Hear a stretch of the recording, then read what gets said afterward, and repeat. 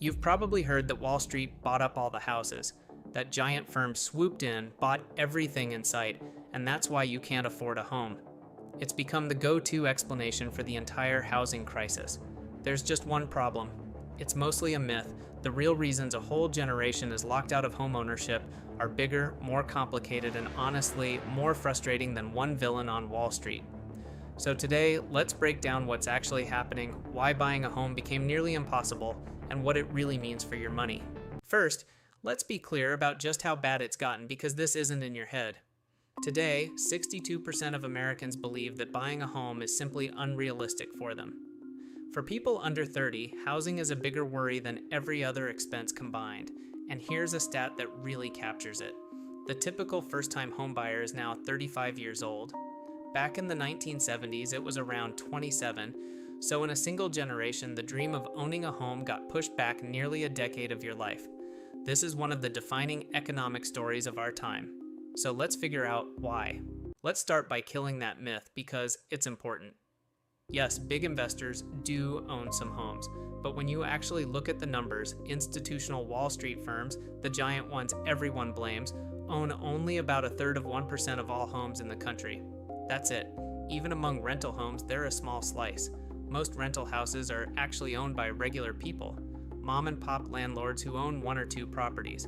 So while it's easy and satisfying to blame a faceless Wall Street firm, the math just doesn't support it being the main cause. And if we stop there, we miss the real problem. So what is the real problem? It comes down to three things. The first, and the biggest, is simple. We didn't build enough homes. For decades, America has been building far fewer houses than it needs. After the 2008 housing crash, construction collapsed and never fully recovered. Meanwhile, the population kept growing and millions of young people reached the age where they wanted to buy. So you have more and more buyers competing for a supply of homes that barely grew. And what happens when lots of demand chases too little supply? Prices go up. This shortage, built over decades, is the single most important reason homes cost what they do. It's not one villain. It's a math problem we created over 30 years. The second reason is that wages didn't keep up. Over the last several years, home prices exploded, but paychecks crawled. Wage growth has been under 7% a year, while home prices in many places rose far faster than that. Think about what that means. A 20 to 24-year-old today earns around $41,000 a year on average, but homes are now priced as if buyers earn far more. So even someone with a decent job, working hard, saving carefully, finds that the finish line keeps moving further away. The house isn't just expensive, it's expensive relative to what people actually earn. And that gap is what makes it feel impossible. The third reason is more recent, and it's a cruel twist: mortgage rates. When interest rates shot up to fight inflation, two things happened. First, borrowing to buy a home got much more expensive. The same house now costs you hundreds more per month just in interest. But second, and this is the sneaky part, it froze the market. Millions of existing homeowners had locked in super low mortgage rates years ago.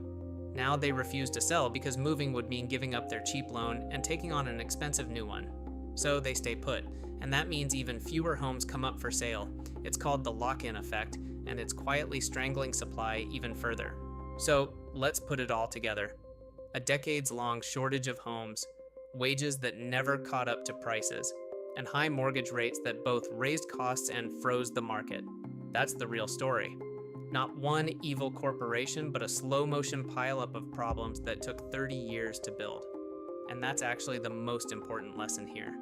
When something feels this broken, it's tempting to want one simple villain to blame.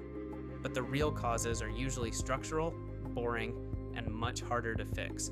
So, what does this mean for you? A few things. First, understand that this isn't a personal failure. If you feel like you're doing everything right and still can't afford a home, it's because the math genuinely shifted against your generation. That's not on you. Second, don't fall for simple villains, whether it's Wall Street or immigrants or any single scapegoat. Real economic problems are almost always about supply, demand, and policy, not one bad guy. And third, know that the solution is unglamorous but clear. The only lasting fix for a housing shortage is building more homes.